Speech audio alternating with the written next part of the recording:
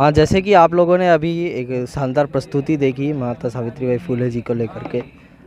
शुरुआत करेंगे यहाँ से कि परिचय दीजिए एक बार अपना। My name is Sonakshi. मैं कक्षा 8 में पढ़ती हूँ। कक्षा 8 में पढ़ते हैं। हाँ, कैसे सावित्रीबाई जी के बारे में इतना आप प्रेरित हुए? क्या जो उन्होंने हमें शिक्षा दी और उन्होंने मतलब हमें पढ़ने का अधिकार दिलाया, ये सब किया, तो इसी चक्कर से।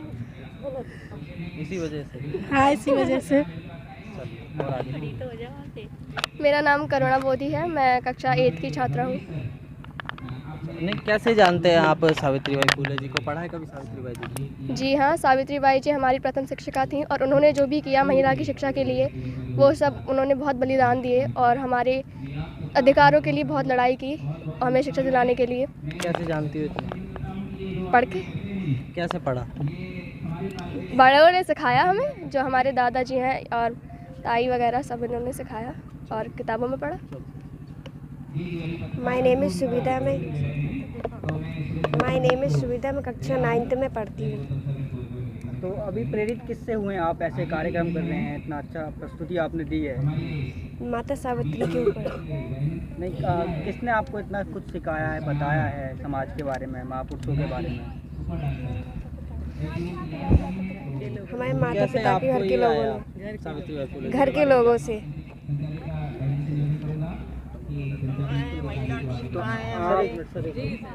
तो अभी जो है माता सावित्रीबाई फुले की गेटअप में आप आज दिखाई दी हैं मंच से। आपने जो है तमाम लोगों को माता सावित्रीबाई फुले के बारे में बताया गाने के माध्यम से।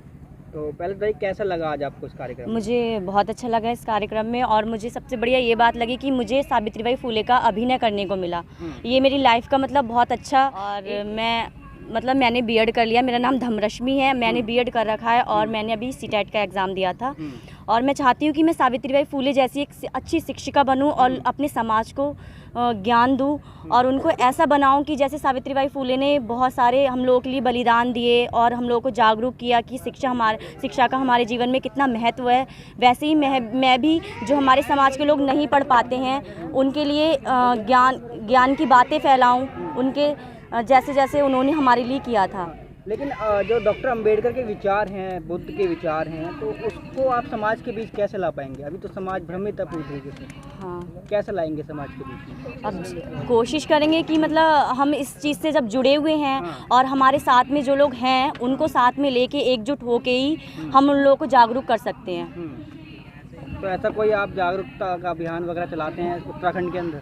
नहीं, अभी तो हमारे यूपी में ही हमारा ये ग्रुप है द लाइट ऑफ एशिया। हाँ, हमारे यूपी में ये ग्रुप है the light of Asia dance group 85। तो इसके थ्रू हम बाबा साहब का और हमारे जितने भी महापुरुष हैं उनके बारे में हम बताते हैं लोगों को। अच्छा, और कुछ समाज के बारे में प्रेरित करने के लिए अगर आपके? मैं तो यही कहूँगी, मैं तो अपनी माताओं बहनों और सबसे यही कहूँगी कि हमें शिक्षित होना बहुत ज़रूरी है। जब तक हम शिक्षित नहीं होंगे तब तक हमें कुछ नहीं पता चलेगा कि हमारे साथ हो क्या रहा है, हमारी राजनीति में जो कुछ हो रहा है और हमारा शोषण जो हो रहा है हमारी समाज को लेके, समाज में जितने हमारी जाति को लेके हो रहा है। जब तक हम पढ़ाई लिखाई नहीं करेंगे इस सब से हम नहीं निकल सकते। बहुत सी मतलब जो महिला हैं वो बोलती हैं कि अंबेडकर ने कुछ नहीं किया महिलाओं के लिए, ऐसा कुछ। वो लोग जागरूक नहीं है ना, उनको मतलब वो ऐसे माहौल में रहे हैं कि उनको पता ही नहीं कि हमारे जो महापुरुष हैं उन्होंने हमारे लिए करा क्या है, उनको यही नहीं पता। तो हम यही चाहेंगे कि मतलब जिनको नहीं पता है उनको हम जागरूक करें। तो क्या नाम है मैडम आपका? मेरा नाम अर्चना है और मैं एक टीचर हूँ, गवर्नमेंट एम्प्लॉय हूँ। और यहाँ इन बच्चों को लेके आई हूँ। सावित्रीबाई फुले का ये रोल कर रहे थे यहाँ पर, इन्होंने डांस किया। और हम लोगों का ये प्रयास रहता है हमेशा कि हमारा एक ग्रुप बना हुआ है और हम अपने समाज के सभी बच्चों को जागरूक करें इस विषय में, बाबा साहब के बारे में बताएं, अपने महापुरुषों के बारे में बताएं, और जो लोग कमज़ोर हैं या जो पढ़ लिख नहीं पाते हैं बच्चे, उनका सहयोग करें किसी न किसी रूप से, वो शिक्षा से वंचित ना रह सके कोई। हमारा ये प्रयास है। कैसे लगा आज आपको उत्तर प्रदेश से आप उत्तराखंड तक का सफर आपने तय किया है? हम लोग तो जाते रहते हैं सर, ये कोई पहला चांस नहीं है। हम लोग यूपी से बाहर भी जाते हैं, जैसे उत्तराखंड आए, अभी दिल्ली गए थे, बहुत सारी जगह ऐसे मुंबई तक गए हम लोग ऐसे। अच्छा, लग रहा है आपको कि समाज पे कुछ असर पड़ रहा, प्रभाव पड़ रहा है आपके इस टीम के जरिए? हाँ सर, टीम के जरिए पढ़ रहा है। मतलब अपनी अपनी प्रतिभाएं होती है, उस हिसाब से लोग करते हैं। जिसका जैसा हुनर होता है, कुछ स्पीच देकर करते हैं, कुछ डांस देकर करते हैं। तो हमारे पास ये है कि हम अपने बच्चों को डांस सिखा सके, इसके माध्यम से ये लोगों को जागरूक करने का प्रयास कर रहे हैं लगातार। और हमारा जो परिवार है, हम लोग शुरू से ही बुद्धिस्ट है और मतलब जागरूक है इसलिए। तो आज कुछ संदेश देना चाहेंगे इस कार्यक्रम के माध्यम से आप और महिलाओं को? संदेश यही देना चाहेंगे कि सभी महिलाएं जागरूक बने, अपने इतिहास को जाने, अपनी बच्चियों को पढ़ाएं लिखाएं, ताकि वो अगर पढ़ेंगे लिखेंगे तो अपने परिवार को सुधारेंगे। और एक महिला जो होती है, अगर वो पढ़ लिख गई तो वो अपने परिवार के, अगर उसके परिवार में 10 लोग हैं तो उनको भी शिक्षित कर सकते हैं। तो महिलाओं का पढ़ना बहुत जरूरी है। महिलाओं का पढ़ना बहुत ज़रूरी है।